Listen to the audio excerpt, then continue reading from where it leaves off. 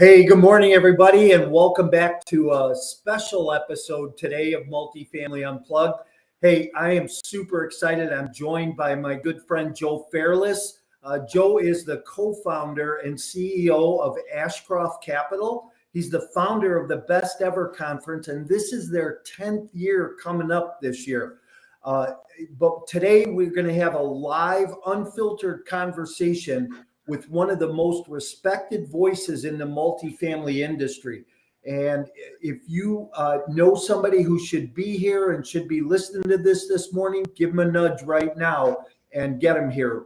We are live on a number of platforms. So let's bring Joe back in. Joe, good morning. How are you?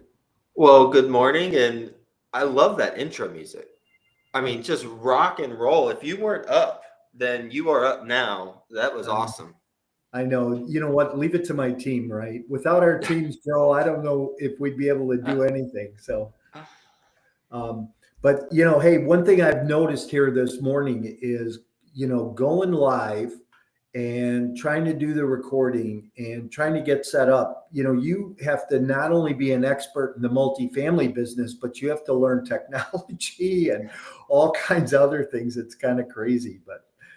So how you been? It's been a long time. So I think the last time we saw each other was at your last Best Ever conference. I think so. Yeah.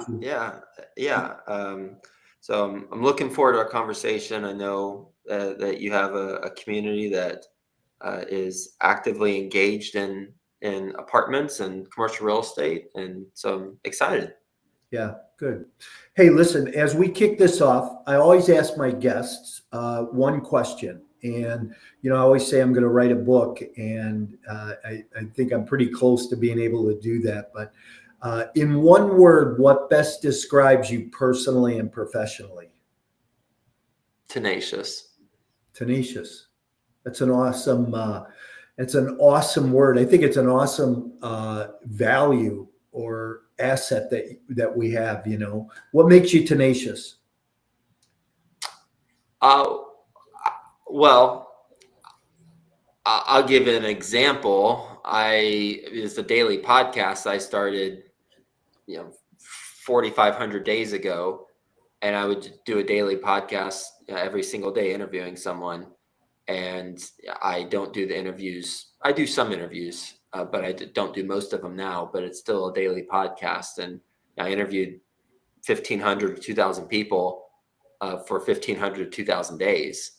And that's just an example of, I just roll up my sleeves and get after it. And I believe in the power of iteration and momentum. When there's a challenge, I believe it's get the body moving and go do something towards that challenge. It definitely won't be the exact right thing, but it will be likely some percentage of the right thing, and then continue to iterate over time and get better and better. And with those iterations, you get experience, and ultimately you get some results. Yeah. Boy, I remember being on your podcast, and you interviewed me probably 4 years ago. And at that time, you made a comment to me, which is kind of resonated with me, for all these years. But you said, I have a daily running podcast that nobody will ever be able to catch up to. Mm-hmm. And I found that, that was just one of those things you said that day that has always stuck with me. And, that is that tenacity, right, of sticking in there. And,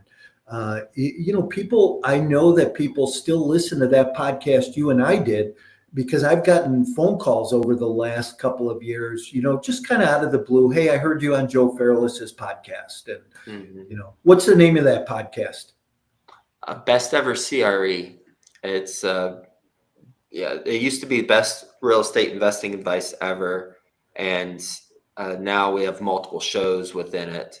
But now it's just focused on commercial real estate. I stopped focusing on anything resident, anything,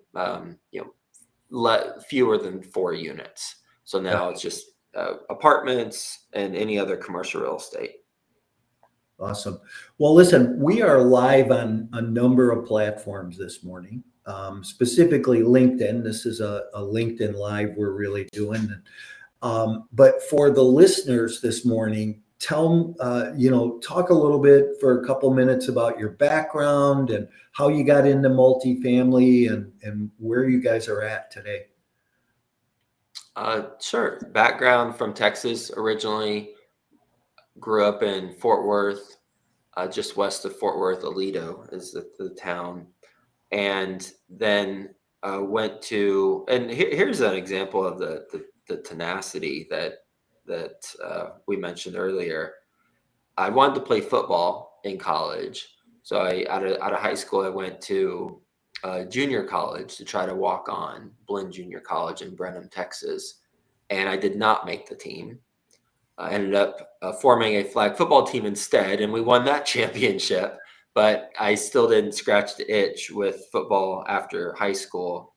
And then, so then I went to Mary Hardin Baylor, which is a small Division III school. And I made the team because anyone with a beating heart would make the team because I was on the junior varsity team, the JV team of a Division III school.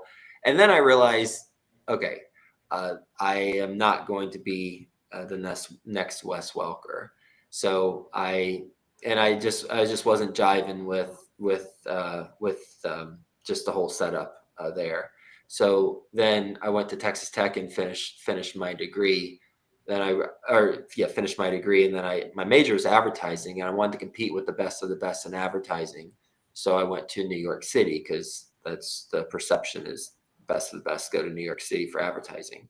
So I started out as a junior project manager at an advertising agency on Madison Avenue in New York City, making $30,000. I still have I still have my letter of employment, my offer letter for employment. It's on my wall to the right, and it lists out the employment terms and the $30,000 salary and all the other good stuff. And I also brought with me to New York about $18,000 worth of student loan debt from my undergrad. So that doesn't go very far, 30K in New York City. And that was something that, I literally knew nobody going to New York. And so I lived by myself initially in a area called East Flatbush, Brooklyn, which at the time was a high crime area. And then I climbed the corporate ladder while keeping my living expenses fixed. And then after that first year, I had a roommate for the next 9 years. And my friends would make fun of me as I, climbed the corporate ladder because they were improving their living situation. But I kept my expenses low and I saved that money and then I tucked it away for investing. And I eventually purchased a single family home in Duncanville, Texas for $76,000 in 2009. And then I got another in 2010, another in 2011, another in 2012. And so I was off and running while still having a full-time job. And at this time, I'd become the youngest vice president of a New York City advertising agency. My salary was about $150,000. And I realized two things. One, I wasn't fulfilled by what I was doing in advertising anymore, so I wanted to make a change. Two, I realized that on a spreadsheet, I was making $250 a month per house, but in reality, in my bank account, I wasn't, because when someone would move out, there would be $2,000-$3,000 worth of expenses that need to be paid for. So then I started learning multifamily. Yeah. And what attracted you to multifamily? Because obviously you went right into multifamily business. Yeah, it went from 4 single family homes to 168 unit apartment building. Yeah. Couple things. One is I'd lived in apartments when I was young. My parents divorced when I was in 4th or 5th grade, And then my mom remarried, and I was fortunate to have two really good father role models, my stepdad and my dad. So it was great to have two role models that were good fathers. But we lived in an apartment during that transition time, and then obviously I lived in apartments in college and also in New York. So I was familiar with the business model of apartments because I had been a customer. Number one. Number two is while I had my full-time job, I came across people and who were coworkers of mine, and they said, "Wait, you own homes? We live in New York City. Where are your homes?" I said, "Texas." "How are you doing that?" I heard that from a lot of people, or enough people, that made me think, oh, maybe I should teach a class on it. So I started teaching a class on it on the weekends and the evenings, and people would come to the class. Initially, one person or two people would come to the class, and then more people. And on average, had about 8-9 people when I did the class. I did the class every couple weeks, and they would come to the class, and then one of my former bosses at the time said, if you ever, this is interesting, but if you ever do something larger, let me know, because I don't want to deal with these one-off single family homes. And then I thought, I think I have customers before I have a product. I think I have investors before I have an investment. And then I started looking at apartments because I was familiar with them and comfortable with it. And I started studying it and started learning how to get into apartment investing from my single family home experience. Yeah. Awesome. And it's a great business, right? When I think about my background, which was not corporate America, I've been self-employed, for 40 years. And I, got into investing in real estate. And, when I discovered the apartment industry, it was like, wow, why didn't I find this before? And it's a great industry to be in. And especially if it aligns with your goals and your values and what you want to accomplish. So where's Ashcroft Capital at today, and what does Ashcroft Capital actually do? Because there's a lot of listeners on this morning that may be new to the business or aren't familiar with you and Ashcroft Capital.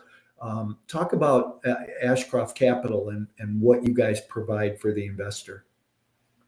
Sure. Ashcroft Capital is a value-add multifamily firm. So we buy apartment buildings.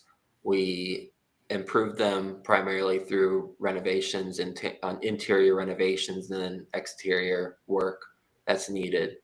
And through that improvement, we increase the value, and then our goal is to sell and make a profit for our investors.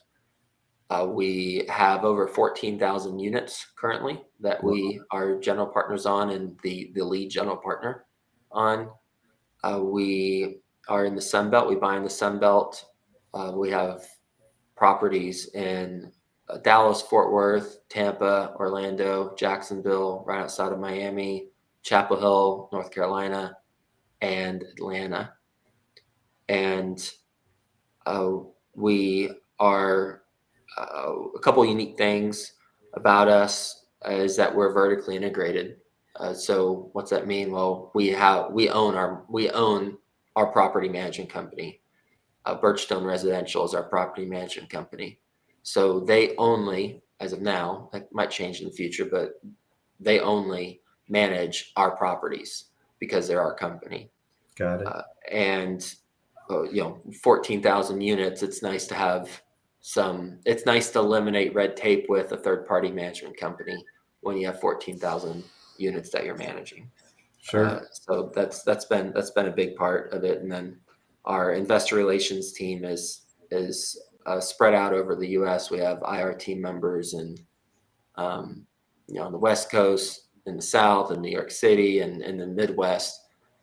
And that is intentional so that our team can meet with investors face to face, because I truly believe in long-term relationships with long-term people. Real estate is cyclical. It's a long, you play the long game. There will be ups and downs. We've experienced downs and we've experienced ups. Yeah. And so we're in it for the long haul with our investors. Yeah.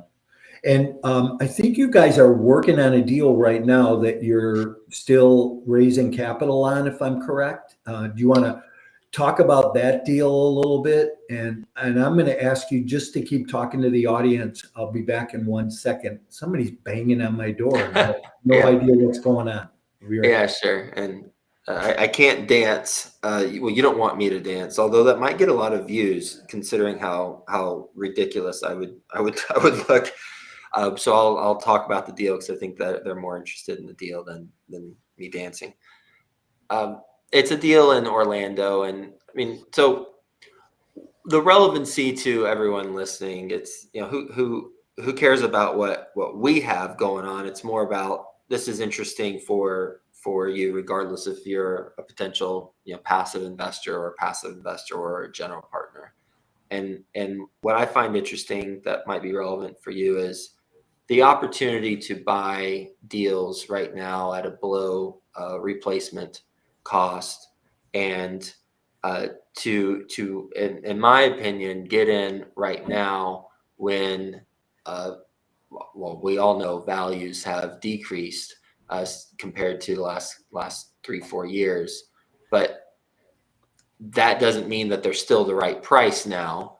However, we look at it on a market, a submarket by submarket basis. And I believe in this specific example, we are priced correctly, and we have a good upside potential. So it's a Class A deal built in 2021, and it's very close to Disney outside of or in Orlando. And it's the business plan is on a Class A deal. You might think, well, what would you do to increase the value on a Class A deal? Because it's it was only built 3-4 years ago. And the answer to that is you burn off the concessions that have been hitting the market. And as those concessions burn off, you have the rents elevate to the market level now that concessions have burned off. And that's what we've been competing with, the concessions from these lease ups. But as most of the people know on this show, because I know you have a rather sophisticated audience, there's been a lot of supply hit the market in most markets over the last couple years, but there's not a lot of supply after that group of supply gets leased up.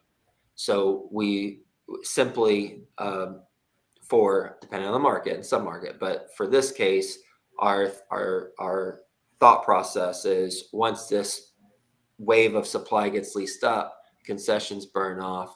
Now we will elevate the rents to the market level, and there will be minimal concessions, and there's not a lot of supply to backfill, and that's going to increase the value. So that's the business plan for this, and it's something that we've been operating actually for 12 months now, and we've raised a significant amount of money, and we have about, I don't know what percent that is, but 7% left or something of the equity raise.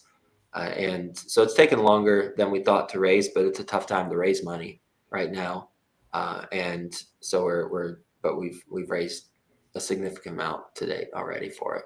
That's awesome. Yeah. I like what you said about that we're in the part of the market cycle right now. And Joe, I say this all the time, but there's no geniuses in the business, right? There's market cycles, and we're in part of the market cycle right now where there's some really great opportunities out there. And what I want to ask you is, do you feel that that's across all asset class, just multifamily, A, B, C, D? Do you feel that those deals are across all those asset classes in every market? Or do you think it's market specific right now? So do I think it's a time to buy now in all cities and all classes A, B, C, D. Is Yeah. that? Yeah. Do you think there's those great deals out there? I think I I wouldn't be able to make that general statement for all markets and all classes A, B, C, D. But I'll tell you what I've seen is that uh, good luck selling a 1970s or older product right now. If you are seeking any type of favorable return, and depends on what you bought it for. I mean, it's all deal specific, but generally speaking, older product, older apartments, you are gonna have a challenge getting a good price.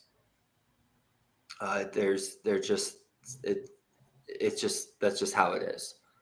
Um, Class A deals are the most desirable for people who are buying right now, and you know, that's the asset class that has, or the Class A have come back the first, and then it's going to be Class B will come back next, then Class C, and then Class D.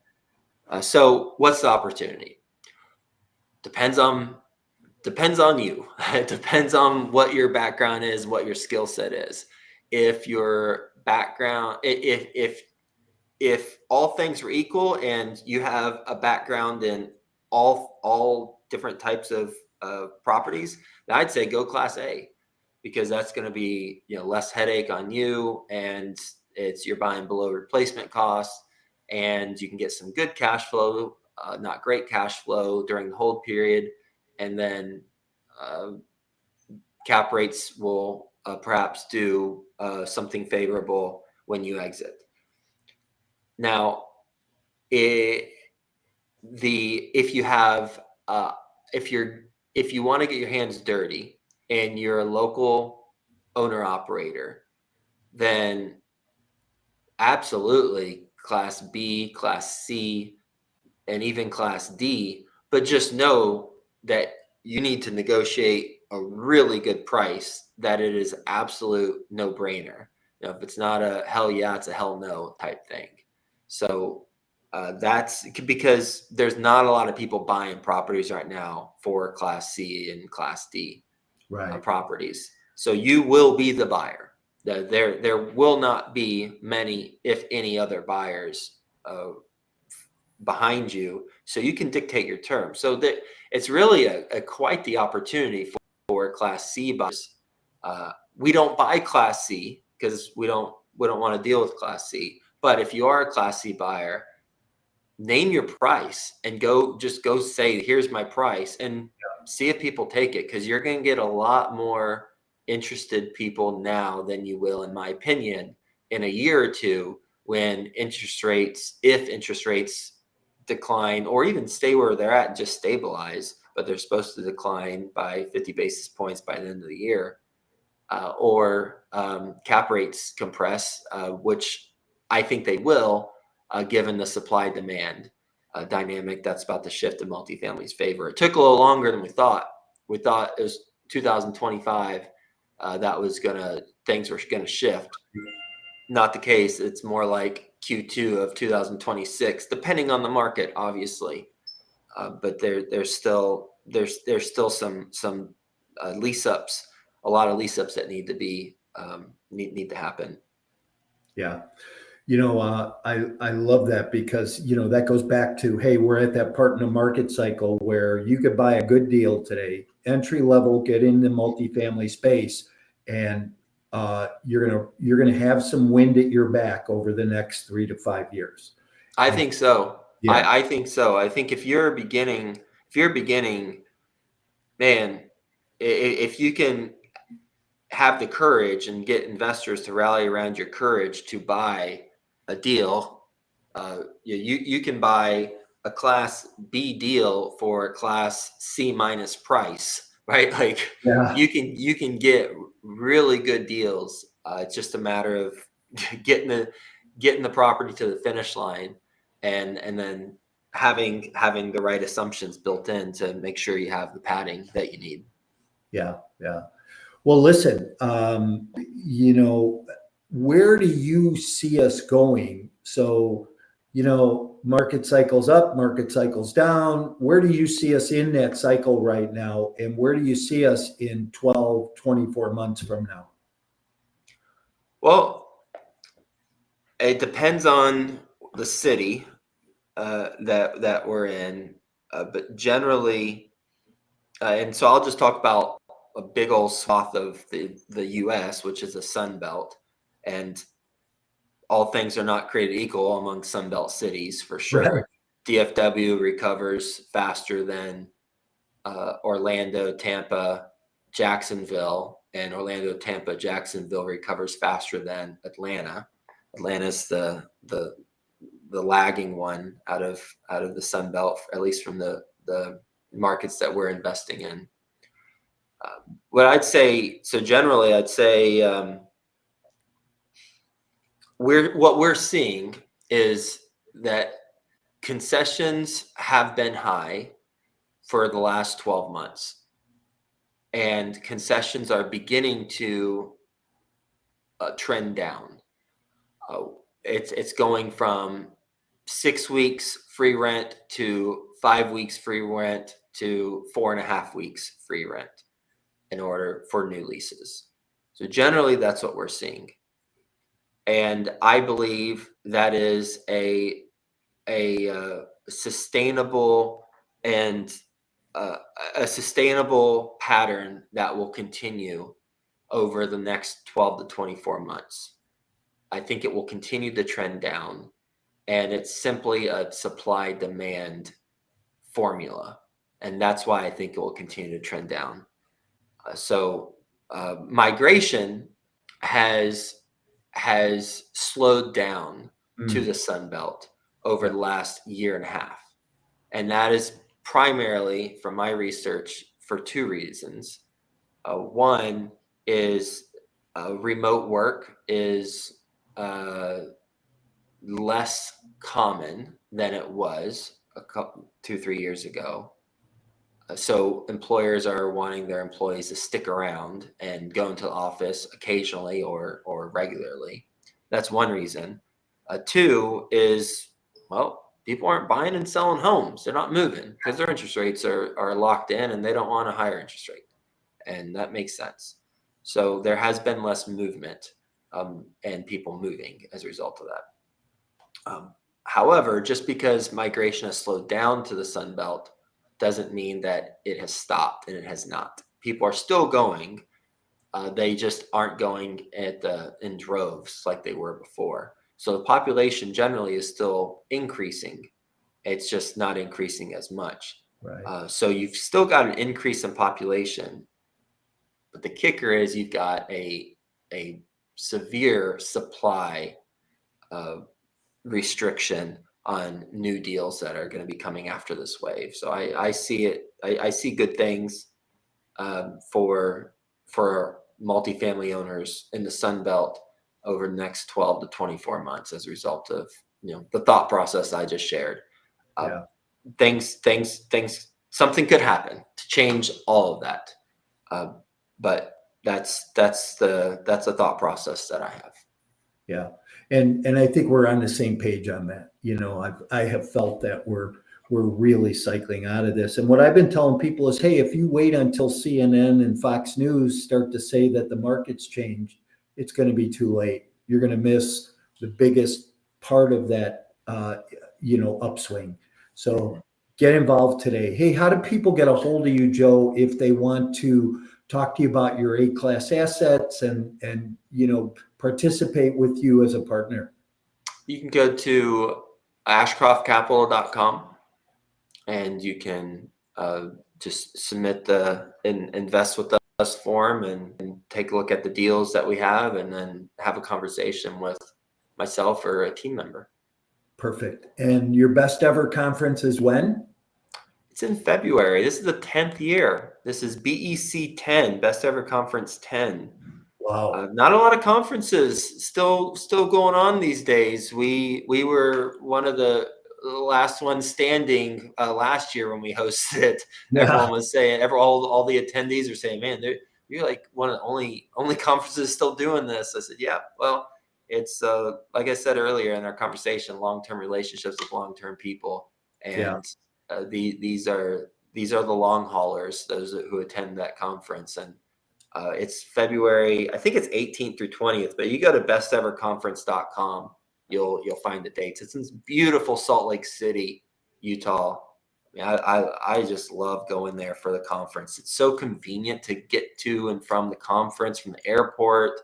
It's mountains, surrounded by mountains, great food, it's just clean city. I just love going there every year.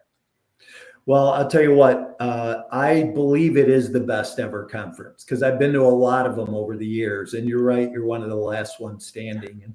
And I do a virtual conference. Mine's coming up October 16th and 17th. And for any of your listeners, I go 2 days, 20 speakers back to back. It's action packed.